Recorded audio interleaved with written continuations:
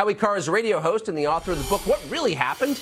He joins us tonight. Howie Carr, you have covered this person, Elizabeth Warren, professor, senator, now presidential candidate Elizabeth Warren, maybe longer than any journalist I'm aware of, other than her stenographers at the Boston Globe. What do you make of this now that she is officially, in effect, the frontrunner?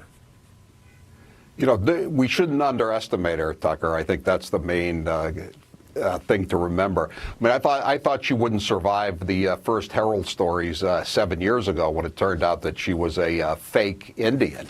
But she did. She's prevailed. I know it's Massachusetts, but you know, there is an audience, at least on the Democrat side, for this. I mean, you know, she talks about all these marvelous plans that she's got, but I can boil all the plans down to two words: free stuff.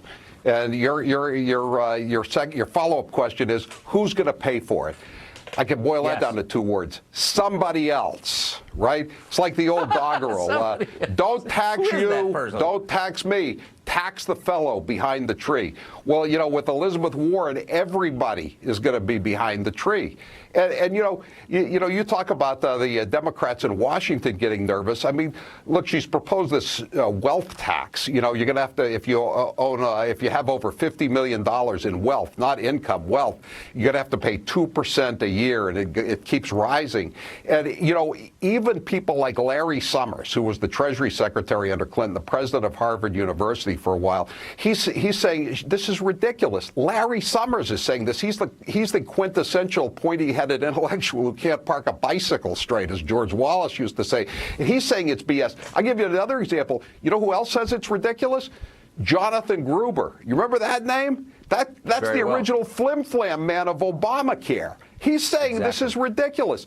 And she, you know, she's running around in these debates, Tucker, and she's saying, well, you know, I know how to do this. I set up the Consumer Financial Protection Bureau.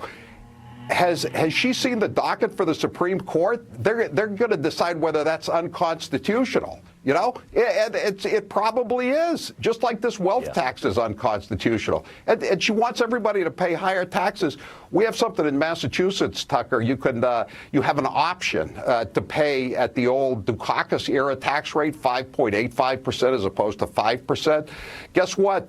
You know, she wants to raise everybody's taxes to 70, 90%, the top marginal rate for federal income tax. She never paid she never checked that box to pay at the higher voluntary tax rate until she started running for president. Really, she had a chance to, you know, do her fair share, and she didn't. Tells you a lot. Howie Carr, great to see you. Thank you, Tucker.